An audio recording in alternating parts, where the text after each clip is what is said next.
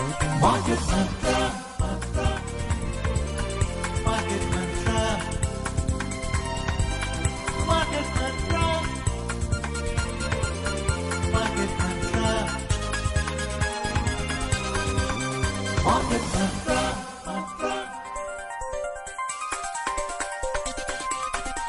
Market Mantra. Welcome to Market Mantra, the program in which we give you a complete update on the economic, business and stock market news of the day. I'm Arjun Chaudhary and with me is my co-anchor Ambrish Saxena. नमस्कार। आर्थिक खबरों के कार्यक्रम market मंत्र में आपका स्वागत है। आधे घंटे के इस कार्यक्रम में हम देश और दुनिया से आर्थिक, व्यापारिक और शेयर बाजार के ताजा समाचार आप तक लाएंगे और उन पर चर्चा भी करेंगे। हमारे साथ खबरों पर चर्चा के लिए स्टूडियो में आमंत्रित हैं आर्थिक पत्रकार सिद्धार्थ सिंह। सिद्धार्थ जी, कार्यक्रम में आपका स्वागत है। धन्यवाद। आप दोनों को भी नमस्कार। और अब हेडलाइंस के साथ हैं Arjun Chaudhary. Prime Minister Narendra Modi inaugurates Advantage Assam 2.0 Investment and Infrastructure Summit in Guwahati. Says India is driving its manufacturing sector in mission mode. Benchmark domestic indices end mixed. Sensex adds 148 points. Nifty settles below 22,550. And major Asian indices register losses. European indices trade in positive territory. प्रधानमंत्री नरेंद्र मोदी ने गुवाहाटी में advantage Assam 2.0 निवेश और infrastructure शिखर सम्मेलन का उद्घाटन किया। उन्होंने कहा कि भारत मैन्युफैक्चरिंग के क्षेत्र में मिशन मोड पर काम कर रहा है। घरेलू शेयर बाजारों में आज मिलाजुला रुख रहा। सेंसेक्स में 148 अंकों की तेजी दिखाई दी। निफ्टी 22,550 अंकों के नीचे बंद हुआ और एशिया के प्रमुख शेयर बाजारों में गिरावट देखी गई। यूरोप के बाजार बढ़त के साथ कारोबार कर रहे हैं। और आज की पहली खबर, प्रधानमंत्री नरेंद्र मोदी ने गुवाहाटी में एडवांटेज असम के दूसरे संस्करण में निवेश और बुनियादी ढांचा शिखर सम्मेलन को संबोधित करते हुए कहा कि असम दक्षिण पूर्व एशिया और भारत के प्रवेश द्वार तथा असीमित संभावनाओं का केंद्र बना हुआ है। राजनयिकों, प्रमुख उद्योगपतियों, विदेशी प्रतिनिधियों की विशाल सभा को संबोधित करते हुए प्रधानमंत्री ने कहा कि असम पूर्वी भारत का एक विनिर्माण केंद्र बनेगा। उन्होंने इस रणनीतिक स्थिति का लाभ उठाने का आग्रह उद्योगपतियों से किया। प्रधानमंत्री ने कहा कि उनकी सरकार पूर्वोत्तर में संपर्क बढ़ाने और ढांचागत सुधार पर विशेष ध्यान दे रही है। उनकी सरकार इस क्षेत्र में स्थानीय आपूर्ति श्रृंखला को सुदृढ़ बनाने पर भी काम कर रही है। श्री मोदी ने कहा कि भारत कम लागत की विनिर्माण प्रक्रिया के लिए मिशन मोड पर कार्य कर रहा है। प्रधानमंत्री ने कहा कि असम सरकार ने व्यवसाय को सुगम बनाने के लिए एक वातावरण सृजित किया है। असम सरकार ने उद्योगों के लिए श्रेष्ठ नीतियां तैयार की हैं। इसने वर्ष 2030 तक 1.5 अरब की अर्थव्यवस्था बनने का लक्ष्य निर्धारित किया है। प्रधानमंत्री ने कहा कि भारत विकसित राष्ट्र बनने की ओर अग्रसर है और पूर्वी भारत तथा पूर्वोत्तर भारत का विकास इस प्रक्रिया में महत्वपूर्ण योगदान दे रहे हैं। इसी समिट में केंद्रीय सूचना और प्रसारण मंत्री अश्विनी वैष्णव ने कहा कि सरकार पूर्वोत्तर के विकास पर विशेष ध्यान दे रही है और असम विकास की इस यात्रा का नेतृत्व कर रहा है। उन्होंने कहा कि जगी रोड में सेमीकंडक्टर प्लांट से असम सेमीकंडक्टर का प्रमुख क्षेत्र बन जाएगा। सिद्धार्थ जी, बहुत ही महत्वपूर्ण खबर है देश के विकास की दृष्टि से और एडवांटेज असम का जो दूसरा संस्करण है उसमें प्रधानमंत्री ने बहुत ही उत्साहवर्धक घोषणाएं की हैं। आप इसमें और क्या जोड़ना चाहेंगे? नहीं, देखिए अमरीश, शुरू से ही जब से ये सरकार आई है प्रधानमंत्री नरेंद्र मोदी के लीडरशिप में, उनका फोकस रहा है नॉर्थ ईस्ट इंडिया और सभी डिपार्टमेंट्स को या मिनिस्ट्रीज का एक फोकस्ड अटेंशन है नॉर्थ ईस्ट की तरफ, चाहे वो बजट को लेके हो, मतलब स्पेसिफाइड बजट एवरी डिपार्टमेंट, और यहाँ तक कि हर मंत्रालय और हर मंत्री को ये कहा गया है कि वो अपनी तरफ से नॉर्थ ईस्ट का दौरा रेगुलरली करें, वहाँ पे ये देखें उनके जो डिपार्टमेंट्स या मिनिस्ट्रीज़ की तरफ से जो प्रोग्राम चलाए जा रहे हैं उनका क्या प्रोग्रेस है, कितना कारगर वो जो है तरीके से उनको जो है इम्प्लीमेंट किया जा रहा है। और शायद उसी का ये नतीजा है कि जो आज प्रधानमंत्री ने जो एडवांटेज असम वहाँ इन्वेस्टमेंट और इंफ्रास्ट्रक्चर समिट की है, और अगर आप देखेंगे आज असम अकेले, एक तो नॉर्थ ईस्ट जो है द्वार है साउथ ईस्ट एशिया के लिए, और हमारी उस तरफ बहुत फोकस रही है अभी तक। तो मुझे लगता है उस सब को अगर जोड़कर देखें तो ये बहुत इम्पॉर्टेंट, आज जो प्राइम मिनिस्टर वहाँ गए और उन्होंने जो बिजनेस लीडर्स वगैरह को न केवल इंडिया के बिजनेस लीडर्स बल्कि दुनिया के बिजनेस लीडर्स को भी उस तरफ आकर्षित करने की कोशिश की है। और उसमें एक अगर आप अकेले असम को देखेंगे तो आज तकरीबन असम अकेले स्टेट की जो इकॉनमी है वो तकरीबन 6 लाख करोड़ की इकॉनमी हो चुकी है। और जहाँ तक वहाँ पे आप देखेंगे बहुत ज़ोर है हमारा इंफ्रास्ट्रक्चर को लेके, चाहे वो रोड्स को हो, रेल का भी हम बड़ा एक जाल बिछा रहे हैं, कोशिश कर रहे हैं उस तरफ। और उसी तरह से चाहे आप देखेंगे एयरपोर्ट्स को लेके, क्योंकि एक नॉर्थ ईस्ट का जो सबसे बड़ा चैलेंज है वो है कनेक्टिविटी, वहाँ पहुँचना। तो इसीलिए उस तरह के रोड रेल और एयर कनेक्टिविटी के ऊपर इस सरकार का बहुत फोकस रहा है।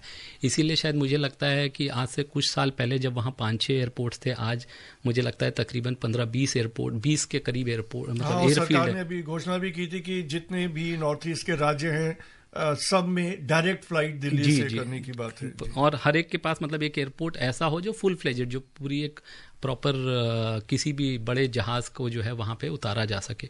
तो शायद उसी का नतीजा है। और शुरू से अगर आप देखेंगे इस सरकार का, अगर जब 2014 में आई तो मैन्युफैक्चरिंग एक बहुत बड़ा फोकस एरिया रहा है, मेक इन इंडिया। तो शायद वो भी एक इसीलिए असम उस वजह से भी एक फोकस है हमारा नॉर्थ ईस्ट। और जहां अभी आपने जो बोला समाचार में भी कि अश्विनी वैष्णव, तो मुझे याद आता है तकरीबन 6 जो हिंदुस्तान में हम 3 सेमीकंडक्टर की जो फैसिलिटीज़ बना रहे हैं उसमें से एक जो सबसे बड़ी, one of the biggest is coming up in Assam. तो इसलिए मुझे लगता है शुरू से ही फोकस रहा है। और नॉर्थ ईस्ट को जब तक एक शुरू से शिकायत रही है ना कि नॉर्थ ईस्ट का जो है को इग्नोर करते हैं हम लोग यहाँ से बैठ के दिल्ली से जो है, तो शायद वो कहीं ना कहीं उस कमी को दूर करने के लिए का भी प्रयास है। Siddharth, you mentioned about the importance of public infrastructure and its linkage to manufacturing and creating these manufacturing hubs. Are we looking at Guwahati as that hub, or other parts of Assam which will be seen as a strategic location? I can understand why it is for a supply chain, but what about the movement of labor, finding skilled labor to be able to service these semiconductor plants in Assam itself? How do we see the movement of labor to really give this an impetus that we are all hoping for? Yeah, as Arjun, very good question, I would say. See, one is creating a physical infrastructure. The other is how do you bring in what the kind of industry like semiconductor. It's a very specialized industry. So I think the government of Assam, the point to be noted is here is that they are working specifically in the field of education and skill development.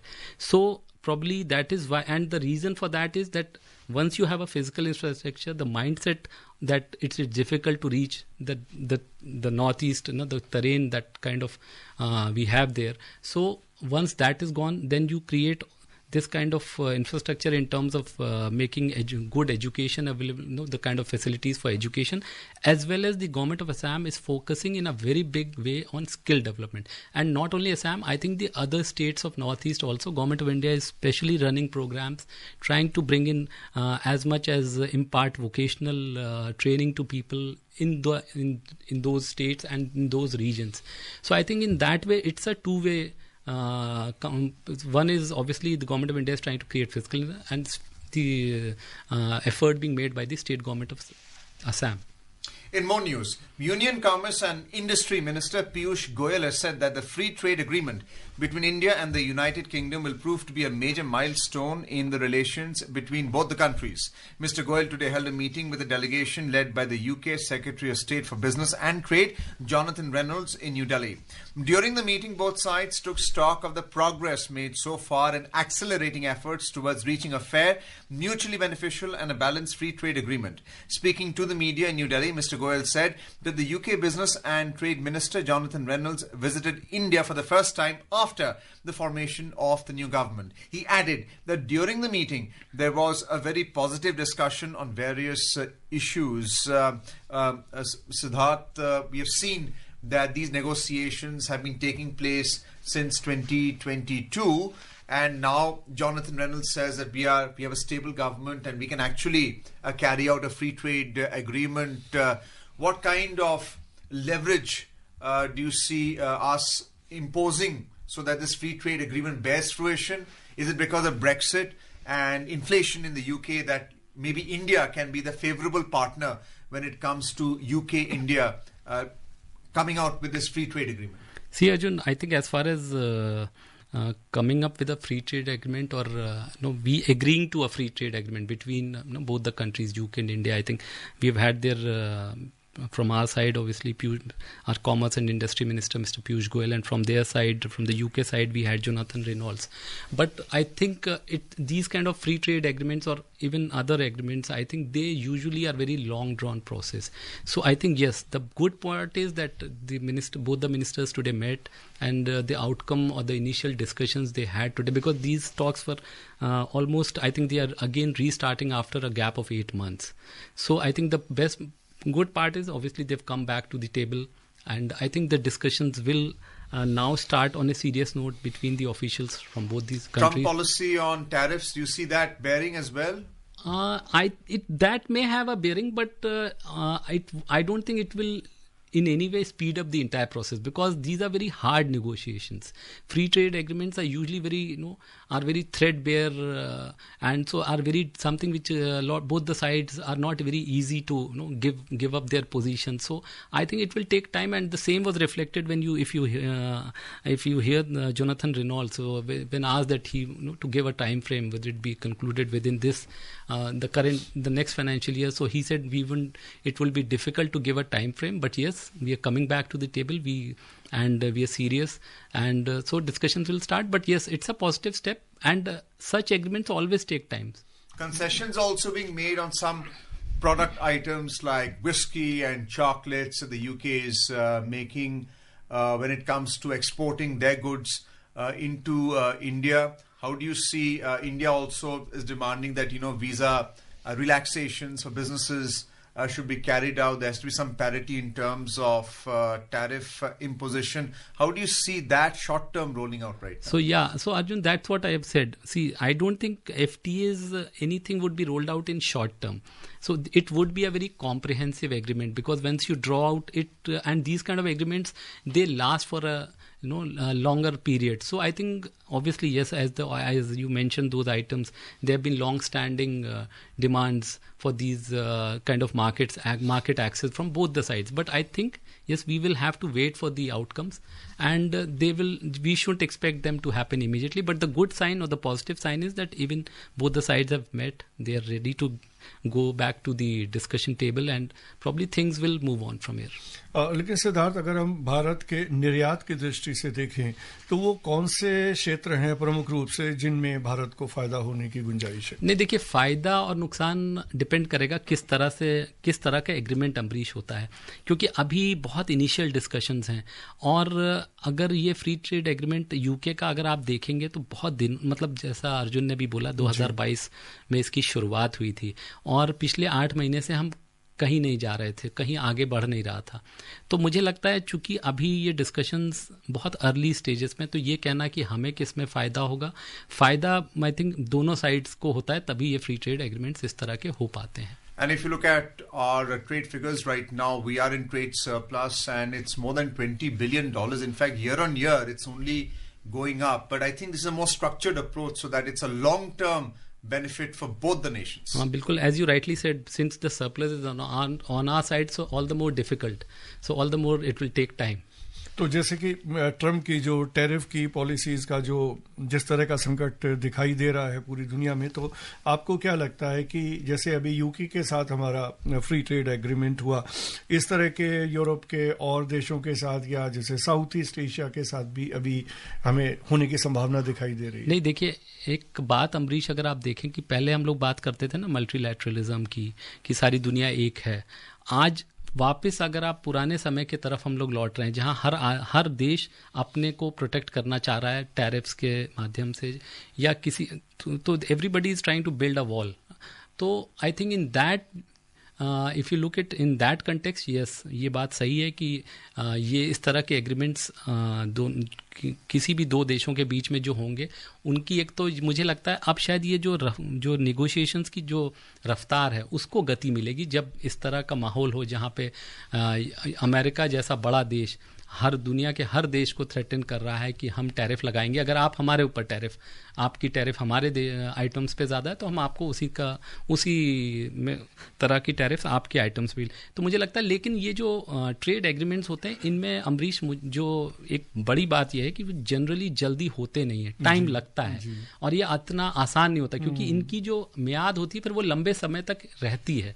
तो आप जब agreement enter करते हैं तो आप ये कुछ time, मतलब एक टाइम ड्यूरेशन के लिए करते हैं, तो आप ये देखते हैं कि आगे आपके इंटरेस्ट कितना इम्पैक्ट होंगे। जी। In more news, the Employees Provident Fund organization added over 16 lakh net members during December last year. This represents an increase of almost 9.7% in net members as compared to November 2024. This also represents a growth of 2.74% in net payroll additions on an annual basis as compared to the same month previous year. According to the Ministry of Labour and Employment, EPFO enrolled around 8.47 lakh new subscribers in December 2024.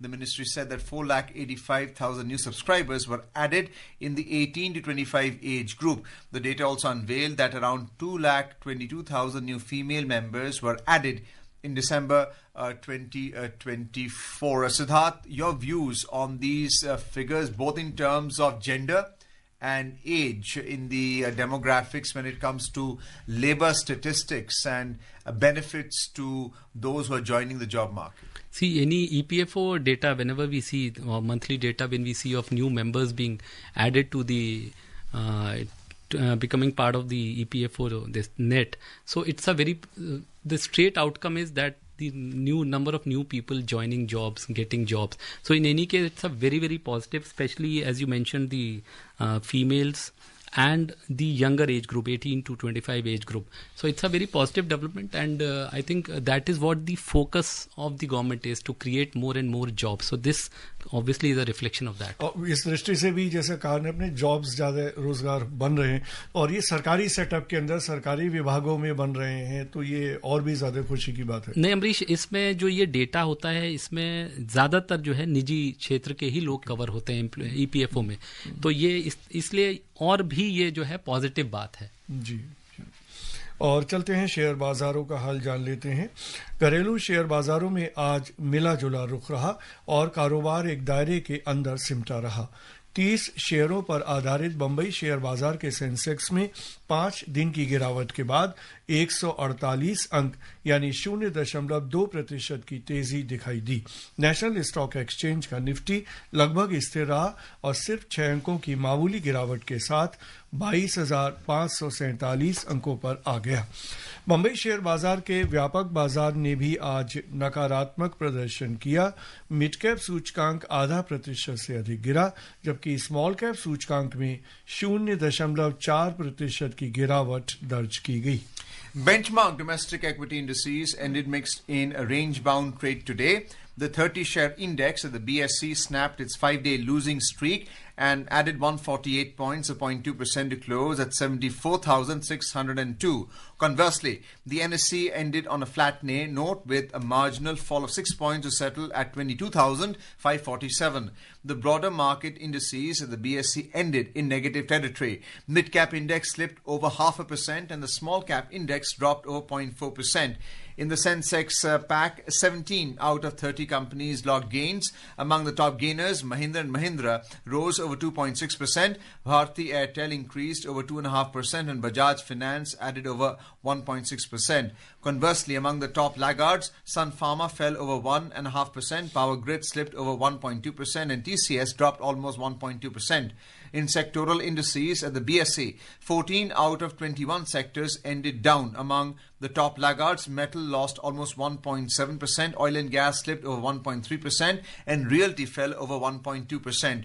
In the top gainers, telecom advanced over 0.6%, auto rose over 0.4%, and consumer durables added more than 0.3%. Meanwhile, the overall market breadth at the BSE was negative as shares of 2,253 companies declined, 1,678 companies advanced, and 131 remain unchanged. At the NSE, 12 companies hit their 52-week high, while 186 hit their 52-week low.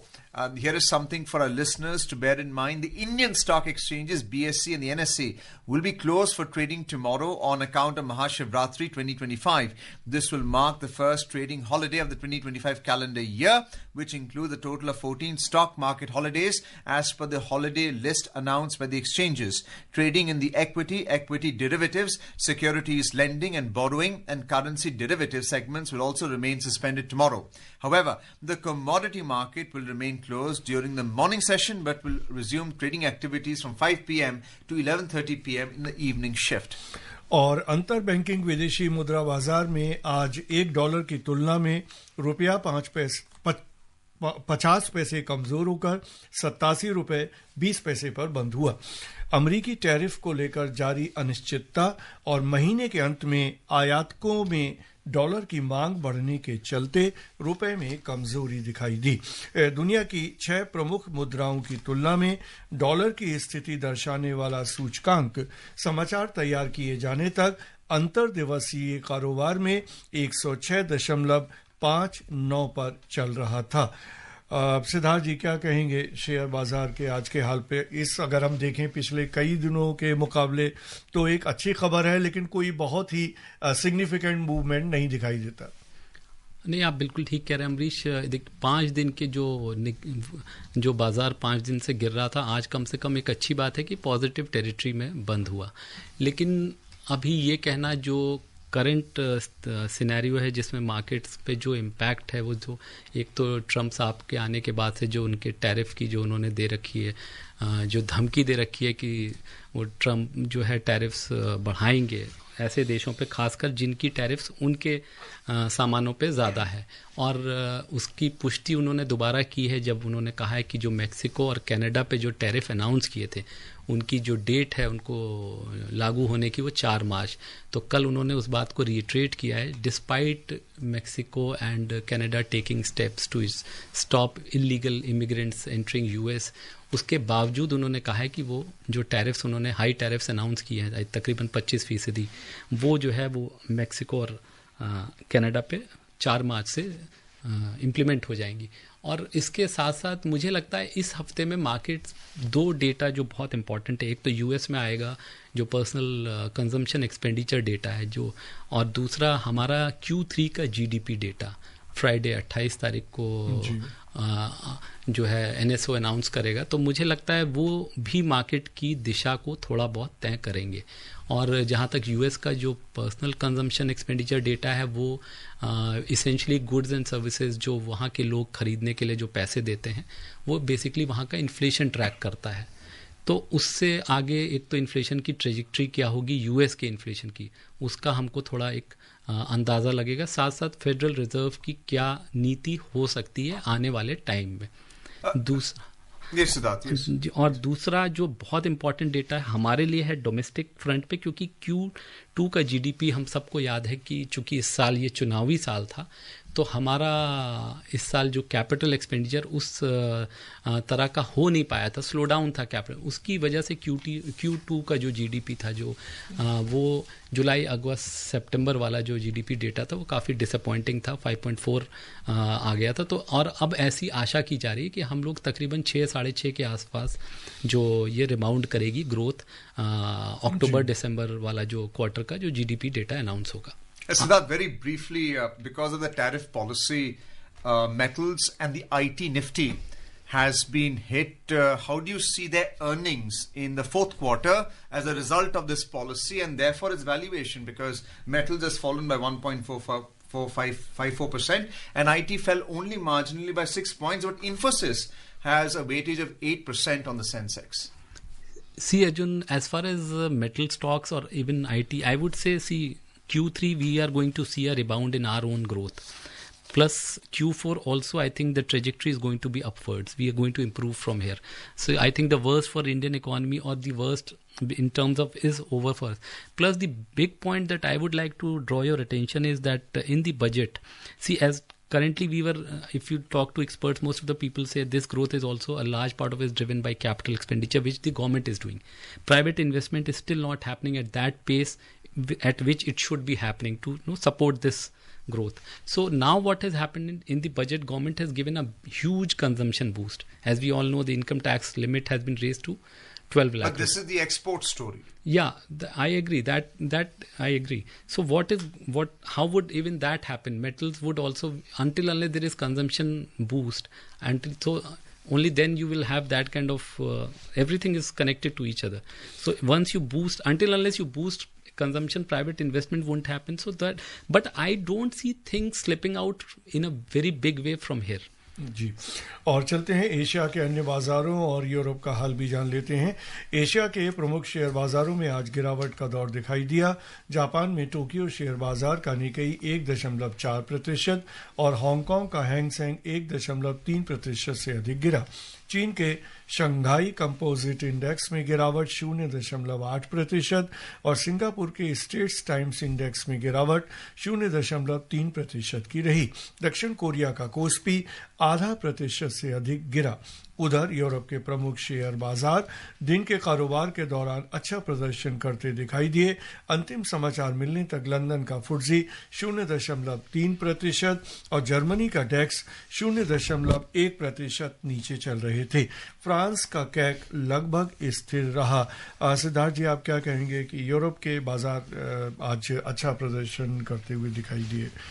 See, Amrish, I think currently stock markets, most of the markets, if you look even Asian markets or you look at the European markets, I think the scenario is basically as our own Indian markets. Everything would be range bound and things would take some time to settle down because the Trump uncertainty coupled with Russia, Ukraine plus the Middle East.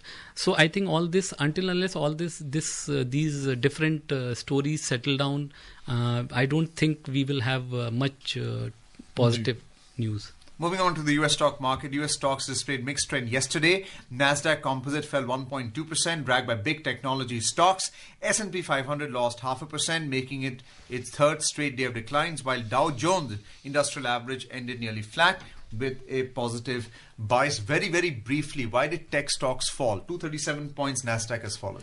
I think there is a lot of feeling that those IT sector, because of the inherent challenge coming from or uncertainty coming from the Chinese markets. So I think that is essentially driving this jitteriness in the US technology stocks. Let's have a look at the crude oil market. Brent crude was trading low by 0.3% at $74.55 per barrel, and WTI crude fell 0.2% to trade at around $70.55 per barrel when reports last came in.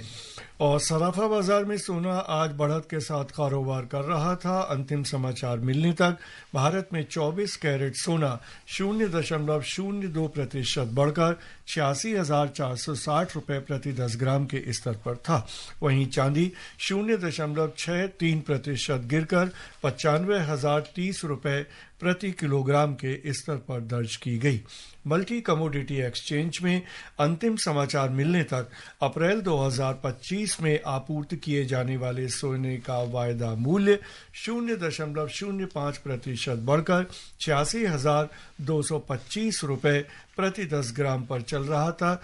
वहीं मार्च 2025 में आपूर्ति की जाने वाली चांदी का वायदा मूल्य 0.59% गिरकर 94,530 रुपए प्रति किलोग्राम के स्तर पर था। और सिद्धार्थ जी क्या कहेंगे सोने की जो बढ़त है उसके बारे में? नहीं अमरीश, मेरे ख्याल ये कहने की बात नहीं है, सोने की चमक कभी भी फीकी नहीं पड़ती, और जब खासकर जब स्थितियां बहुत चैलेंजिंग होती हैं तो हमेशा सोना जो है one of the safest bets. और चलते हैं कार्यक्रम की समाप्ति की ओर। सिद्धार्थ जी, इस कार्यक्रम में भाग लेने और प्रमुख खबरों पर हमारे साथ चर्चा करने के लिए आपका बहुत बहुत धन्यवाद।